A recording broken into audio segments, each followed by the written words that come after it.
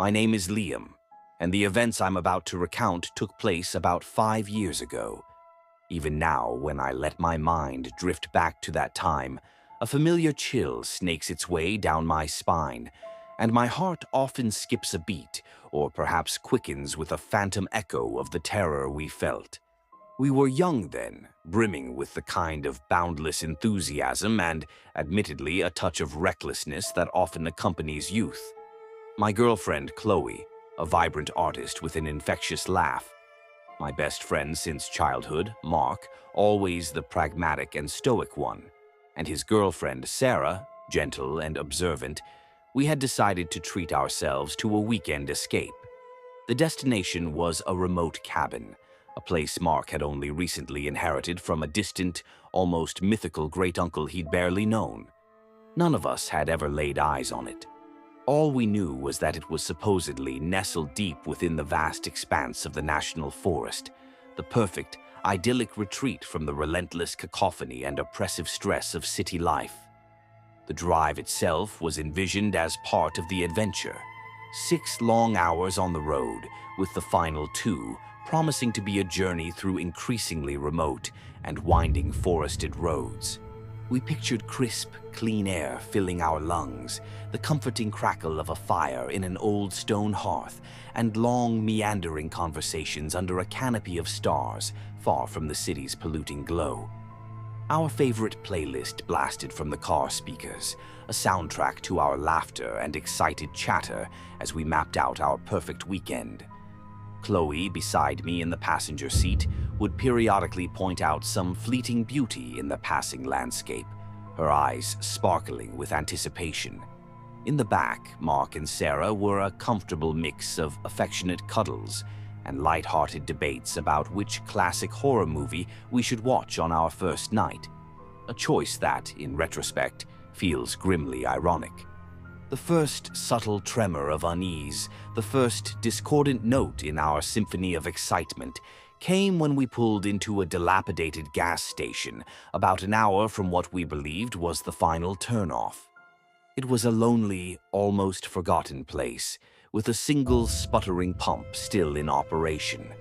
Parked at the other, rust-eaten pump was an old pickup truck, its once blue paint faded to a dull, indeterminate gray, flaking off in patches like sunburnt skin. The driver, a gaunt man with lank, stringy hair that clung to his scalp, and eyes that seemed too dark, too deep-set, like hollows that swallowed the light, just stared at us. It wasn't an aggressive stare, not overtly. It was something else. An intense, unwavering scrutiny that made the hairs on the back of my neck prickle. We exchanged uneasy glances, tried to shrug it off as local eccentricity, paid for our gas with a forced casualness, and hurried back into the perceived safety of our car. "Weird guy," Chloe murmured as we pulled away, her voice a little too quiet. From the back seat, Mark just grunted, "You find all sorts out in the sticks." We managed a weak laugh, but a small, uncomfortable seed of doubt had been planted. About 20 minutes later, as the paved road gave way to gravel and the trees pressed closer, Chloe, who had been gazing absently out the window, suddenly tensed. "Liam," she said, her voice hushed, Is that the same truck?" I glanced in the rearview mirror. My stomach tightened. Sure enough, the rusty blue-gray pickup was there, a few car lengths behind us, a silent, persistent shadow. It was a public road, of course, and logically it could have been a coincidence. But the way it maintained its distance, never getting closer, never falling further behind, felt unnerving, deliberate. It wasn't just following the same route. It felt like it was following us. Mark, leaning forward from the back seat, noticed it too. "Creepy," he muttered, his usual confidence wavering slightly. "Probably just heading the same way. It's a small area." But his attempt at reassurance sounded hollow even to his own ears.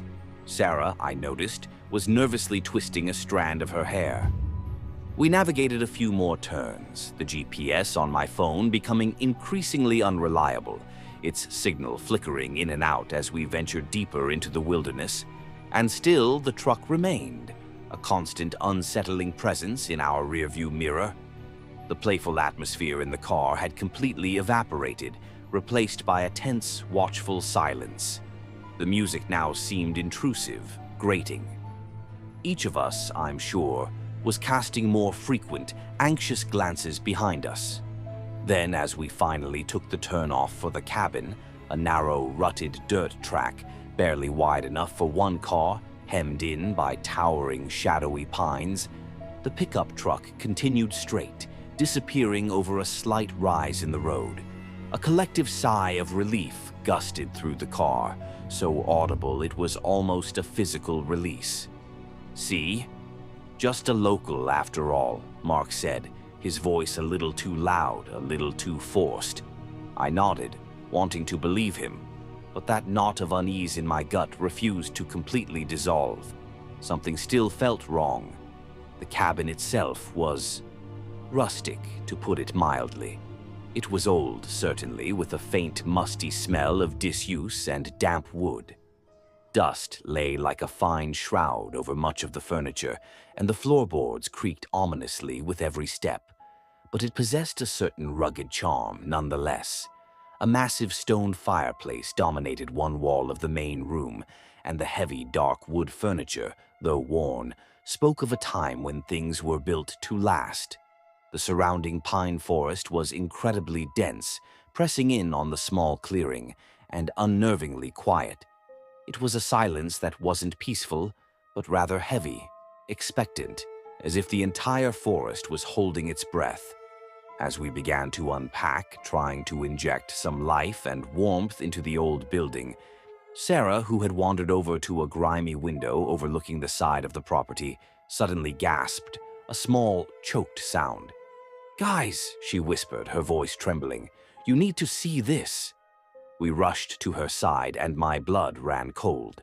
There, parked on a barely visible, overgrown side trail, perhaps 100 yards away, almost perfectly camouflaged by the dense trees and deepening shadows, was the rusty blue-gray pickup. Our stomachs plummeted. There was absolutely no logical reason for it to be there.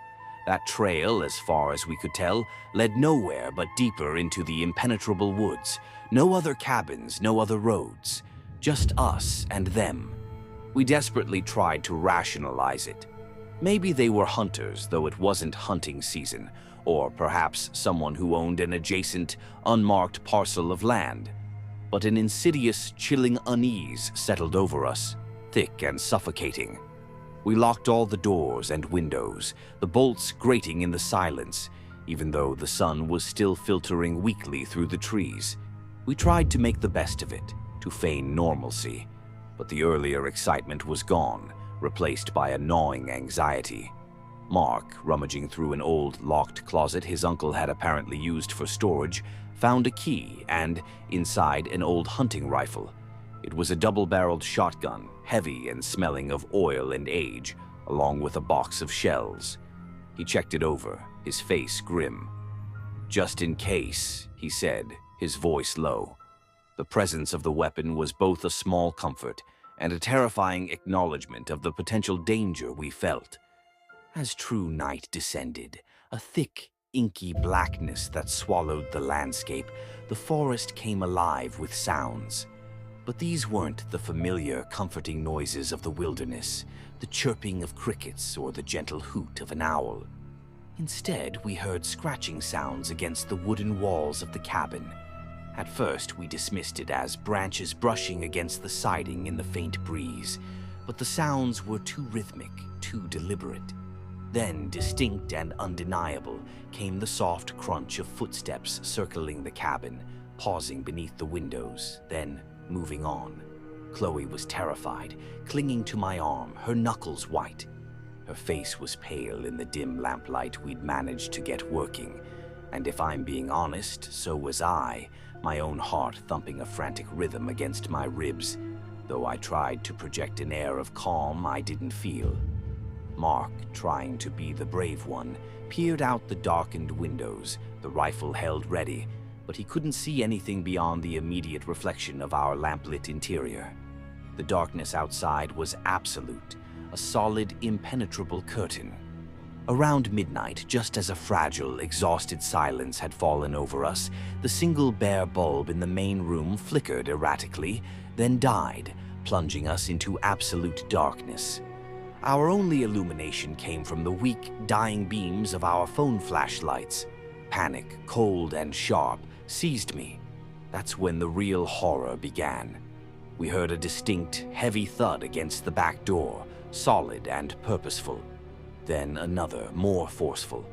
Someone was undeniably, aggressively, trying to get in. Mark, his voice strained but loud, yelled for them to leave, that we were armed and that we'd already called the police, a bluff, as our phones had lost all signal hours ago. There was no verbal response, just more thuds, harder now, shaking the very frame of the old door. Then, with a sickening crash that made us all jump, a window in the small, cramped kitchen shattered inwards, spraying glass across the floor. A gloved hand snaked through the jagged opening, fumbling blindly for the lock on the inside. Sarah let out a piercing scream, a sound of pure terror that was quickly muffled as Mark clapped a hand over her mouth, his eyes wide with fear. I grabbed a heavy iron fireplace poker, its weight cold and unfamiliar in my hand. Chloe, surprisingly quick, snatched a cast iron skillet from a hook near the dead stove. Mark was already at the kitchen doorway, the shotgun leveled at the broken window. In the erratic, dancing beams of our phone flashlights, we could make out two shadowy figures through the shattered pane, their faces obscured by the darkness and what looked like dirty bandanas pulled up high. One of them was holding something long and metallic that glinted wickedly in the faint light, a crude-looking knife, almost a machete. The other brandished a tire iron, swinging it menacingly. Their intent was terrifyingly clear. "Get out of here, you bastards," Mark bellowed, his voice shaking but firm with a desperate courage. One of them, the one with the knife, ignored him and lunged, trying to shoulder his way through the broken window frame. In that instant, Mark fired the rifle. The explosion was deafening in the confined space of the cabin, the sound ripping through the night, followed by the acrid smell of gunpowder. The figure at the window yelped, a high-pitched cry of pain, and stumbled back, clutching their arm. The other one hesitated for a crucial second, clearly startled by the gunshot. Then they both scrambled away, melting back into the impenetrable darkness of the forest. We heard them crashing through the undergrowth, their retreat hasty and clumsy. We didn't sleep a wink that night, not for a single second. We dragged the heaviest pieces of furniture, an old dresser, the kitchen table, a couple of armchairs, and barricaded both the front and back doors. We huddled together in the main room, jumping at every creak and groan of the old cabin, every rustle of leaves outside, convinced they would return. The shotgun remained clutched in Mark's white-knuckled hands, his eyes constantly scanning the darkened windows. Chloe wept quietly against my shoulder, and Sarah, though silent, trembled uncontrollably. I held Chloe tight, murmuring reassurances I didn't believe myself, while trying to project a strength I didn't possess. The hours crawled by with agonizing slowness. The sun had never been a more welcome, more beautiful sight than when its first pale rays tentatively pierced the gloom. As soon as it was light enough to see clearly, adrenaline still coursing through our veins like a potent drug, we packed what few essential belongings we could grab in a frenzy, our movements jerky and uncoordinated. The primary instinct was escape. We got the hell out of there. Stepping outside, blinking in the gray morning light, we scanned the area, hearts still pounding. The rusty pickup was gone, vanished as if it were a figment of our collective nightmare. We didn't waste a moment. We piled into the car and drove, fast and reckless, straight to the nearest sheriff's station, the gravel spitting from beneath our tires. They took our statements, listened with a mixture of professional concern and, I sensed, a touch of rural weariness, as if they'd heard similar tales of city folk getting spooked before. A couple of deputies did drive up to the cabin later that day. They found very little. Some drops of blood outside the kitchen window, confirming Mark had hit one of them. A few smudged footprints in the damp earth. They said it was likely local troublemakers, opportunists, or perhaps meth heads looking for a quick score, something to steal and sell. A depressingly common problem in these isolated areas, they implied. They never caught anyone. The case, if it ever truly was one, went cold. Mark, understandably, sold the cabin a few months later, sight unseen, never wanting to set foot on the property again. We try not to talk about that weekend much. It's a dark shadow that lurks at the edge of our shared memories. But sometimes, when it's quiet and dark, when the wind whispers through the trees outside my own window, I can still hear the rhythmic scratching at the walls, still see the terrifying glint of that crude knife in the faint, ghostly moonlight that filtered through the pines. We were lucky, incredibly, terrifyingly lucky. I don't know for certain what those men wanted, but I am absolutely certain it wasn't just to borrow a cup of sugar. That road trip taught us a harsh, unforgettable lesson. Sometimes the most remote, seemingly peaceful places hide the most immediate and terrifying dangers. And that true evil can exist just beyond the edge of the familiar world, waiting in the whispering pines.